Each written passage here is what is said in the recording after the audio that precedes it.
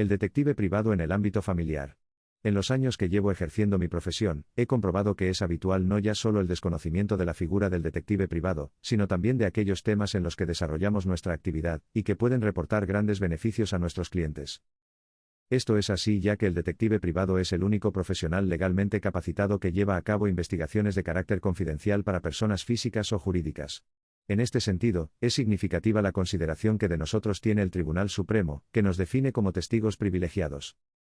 No en vano, para el ejercicio de la profesión se requiere cursar unos estrictos estudios tras lo cual se obtendrá la licencia profesional, TIP, legalmente habilitada por el Ministerio del Interior.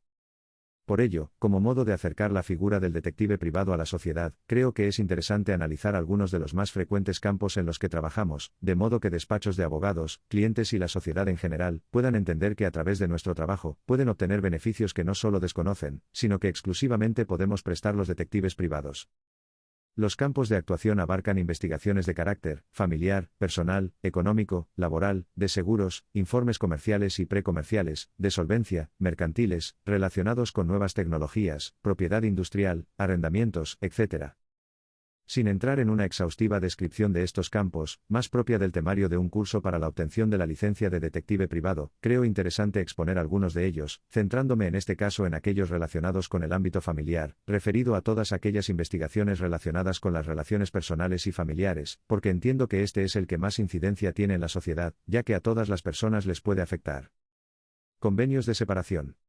En los convenios que se acuerdan en los procesos de separaciones y divorcios, quedan establecidas las normas por las que se regirá la relación entre las partes tras la separación. El tiempo que ha estado vigente la unión de la pareja, la situación laboral de ambos, los posibles desequilibrios económicos, la custodia de los hijos, regímenes de visita, pensiones a la otra parte e hijos, atribución de la vivienda, etc. En ocasiones se acude a nuestras agencias de investigación antes de firmar estos convenios con el fin de que si la otra parte no está dispuesta a reconocer la realidad de su situación, obtener un informe de detectives que acredite estos hechos, de modo que ante la falta de acuerdo, si se ha de acudir al juzgado, tener una prueba irrefutable que permita al juez tomar la decisión más justa. Un ejemplo de esto, serían aquellos casos en los que una de las partes niega estar trabajando o hacerlo por un número de horas inferior a lo que oficialmente podría figurar, con lo cual, nuestro trabajo sería demostrar la realidad de la situación laboral de esa parte, que determinaría el pago de una pensión u otra, e incluso la anulación. En otras ocasiones, una vez firmado el convenio y siendo ya efectiva la separación, se da con mucha frecuencia que pasado un tiempo, la situación que fundamentó el convenio, ha podido cambiar, de modo que es lógico que también se puedan modificar las condiciones del acuerdo. Para ello se llevará a cabo un trabajo que demuestre la realidad laboral o profesional del investigado que permita determinar al juez la cuantía de la pensión. Siguiendo en el ejemplo del trabajo, si cuando se firmó una de las partes no trabajaba y ahora sí, pero nuestro cliente desconoce lugar y tipo de trabajo, nuestro trabajo consistiría en comprobar esa actividad laboral, si es por cuenta ajena o no, horarios, condiciones del trabajo, etc. El desarrollo de estas investigaciones implica en primer lugar saber si efectivamente trabaja y dónde. En ocasiones será nuestro cliente quien facilite la información, pero si no, será necesario hacer un seguimiento para comprobarlo. Visto esto, se determinará en el caso de que trabaje en mismo lugar, en diferentes días de la semana, a lo largo de mes y medio aproximadamente, ver que entra y sale del lugar de trabajo, si es posible, que nos atienda, para poder constatar que es un trabajo habitual, de modo que aunque pudiese alegar en sede judicial que solo fue un día, a modo de favor personal, nuestro informe aporte otros datos que el juez valore en su justa medida. Debemos tener en cuenta que en ocasiones, estos trabajos realizados por cuenta ajena, son sin contrato o con un contrato por menos horas de las que efectivamente realiza. Esto también es aplicable a trabajadores autónomos, que reconociendo su actividad, podrían manifestar una actividad muy inferior a la real, que condicionaría la pensión a dar a la otra parte.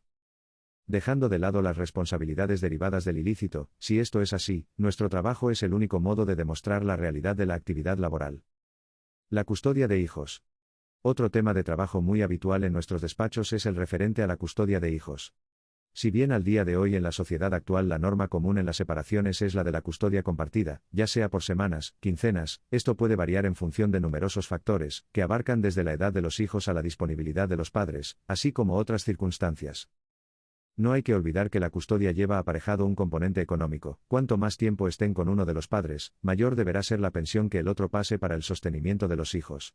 Hemos observado que a veces se solicita una custodia compartida al objeto de minorar la pensión de alimentos a la otra parte, si bien, luego no ejerce de facto la custodia. En este sentido recordamos que la esencia de la custodia es su ejercicio real. Independientemente del tiempo que se tiene la custodia, esta debe ejercerse, no delegarse. Es decir, dejando de lado las horas que los hijos pasan en el colegio, o que, dentro de un criterio normal, pasen con abuelos u otros familiares, si la mayor parte del tiempo que un padre o madre tiene la custodia, están con terceras personas, pudiendo estar ellos, sería posible solicitar un cambio del régimen de custodias o visitas. En nuestra agencia hemos constatado con frecuencia casos en los que aquel que tiene la custodia deja de manera habitual al hijo con otras personas, hecho que si se demuestra que es habitual, podría variar el acuerdo establecido en su momento a este respecto. Esa decisión corresponde al juez, que determinará qué tiempo y o circunstancias es el razonable que esté con terceros, pero un informe de un detective ha ayudado en muchas ocasiones a la decisión del juez.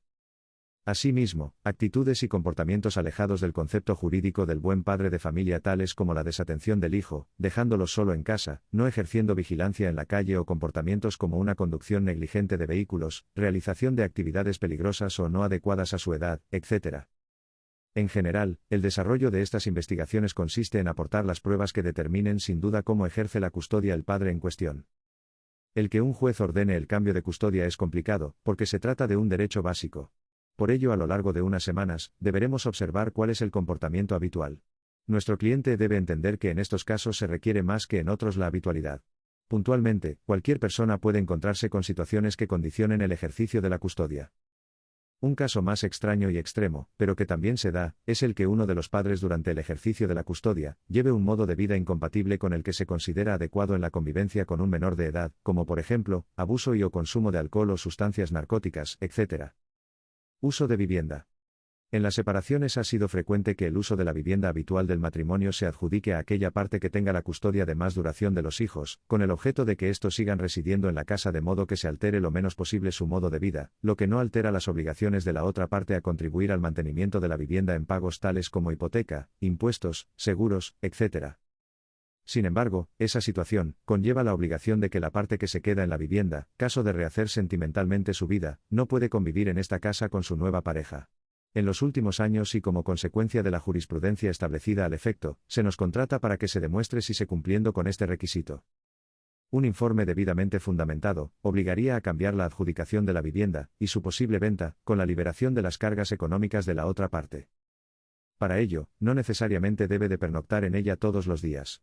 Será la suma de comportamientos y actitudes lo que nos dé base de nuestro informe. Así, observando en distintos días de la semana, de lunes a domingo, a diferentes horas, la entrada y salida de la misma, si alguna vez permanece por la noche, si de manera habitual acude a comer a la misma, si hace uso de su propia llave, recogida de correo, sacar la basura, pasear al perro, etc. También puede ser interesante recabar manifestaciones de vecinos que confirmen que reside en la casa. Para que este informe sea válido ante el juez, deberemos realizarlo a lo largo de un plazo que oscilará entre un mes y dos, porque si solo fuese unos días de una semana, podría alegar que fue una situación puntual. Hay otros muchos temas de investigaciones de tema familiar/personal, como por ejemplo relacionados con herencias, localización de personas desaparecidas, drogodependencias, adicciones, sectas, control de actividades de menores o alguno de los cónyuges, etc. Leído por Arjona. Director y jefe de Seguridad Integral. Experto en planes de autoprotección. Perito judicial en SP. Escolta. Vigilante de seguridad y especialidades.